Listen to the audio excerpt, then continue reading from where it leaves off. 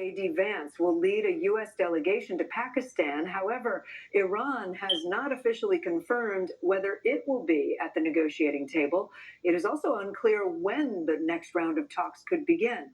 The 2-week ceasefire between the U.S. and Iran is set to end on Wednesday. President Trump told Bloomberg it is, quote, highly unlikely he would extend that ceasefire if a deal is not reached. The uncertainty comes as Iran vows retaliation after a cargo ship was seized by the U.S. Navy on Sunday. The United States says the ship tried to evade the blockade in the Strait of Hormuz.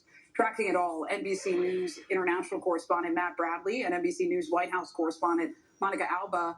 Monica, we'll begin with you in Washington because there has been some confusion about when exactly Vice President J.D. Vance will be heading to Pakistan. What is the White House saying today?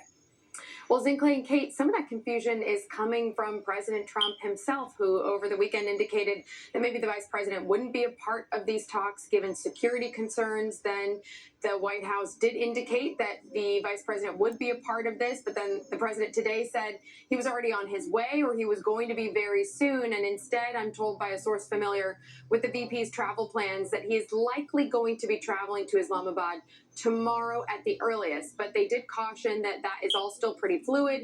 It could still change. And a lot of this is really up in the air, guys. Even the actual deadline of the ceasefire that the president imposed, he said it was 2 weeks. And now he is saying it will actually be on Wednesday in the evening, even though we thought that might be tomorrow. But if these talks are going to be taking place in the next 48 hours, that's also an indication of how much is still unresolved that could change the overall timeline to the entirety of this conflict still too, guys. Monica, thank you. Matt, on the Iranian side, there are different messages that seem to be coming from different factions of the government. How much does that complicate the next steps?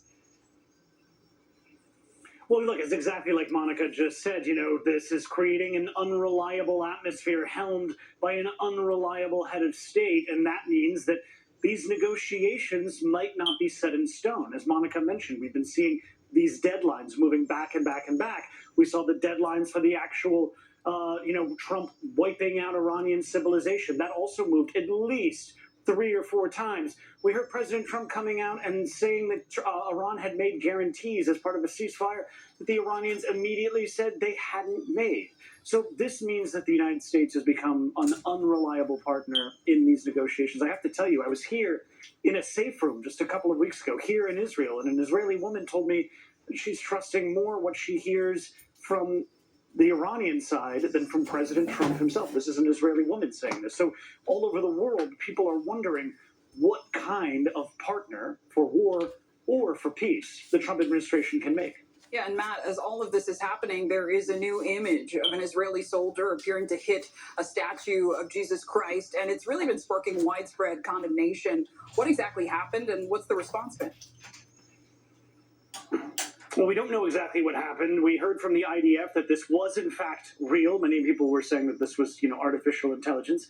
We heard from the IDF that they're going to be opening an investigation, and even the highest-ranked people in the Israeli government, Benjamin Netanyahu himself, the prime minister, came out very, very strongly against this, saying in a tweet that he was stunned and saddened, and he could act in the strongest terms. And he said that there was going to be an investigation launched by the IDF. But this, to put it mildly, it wouldn't be a good look at any normal time. But now, considering the kind of open-air fight that we're seeing between President Trump and Pope Leo, the American Pope, over the war in Iran, as well as all of these conflicts and claims from right-wing influencers that Israel is anti-Christian, this is something that a lot of Trump administration people who are opposed to the war, fans of the president who are against Israel, will certainly want to exploit.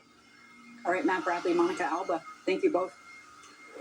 A woman in Los Angeles has been arrested on suspicion of trafficking weapons for the Iranian government. 44-year-old Shamim Mafi is an Iranian national who has been a U.S. permanent resident since 2016. She's accused of coordinating massive weapons sales for Iran that are not directly related to the current conflict with the United States.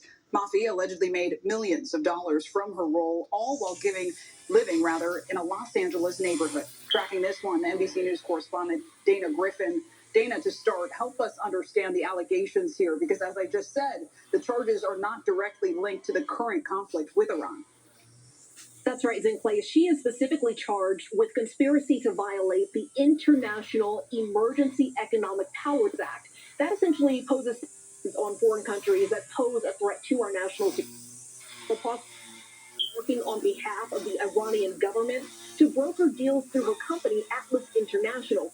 One deal alone, $70 million, included hundreds of aerial bombs, tens of thousands of AK-47s, and millions of rounds of ammo that were destined for Sudan. And so, ladies, this was an operation. And Dana, this woman was allegedly running this operation for years while living in Los Angeles. Do we know how she was able to get away with it for so long? You know, it appears she was pretty crafty. Investigators started looking into her activities starting in 2021. They conducted surveillance.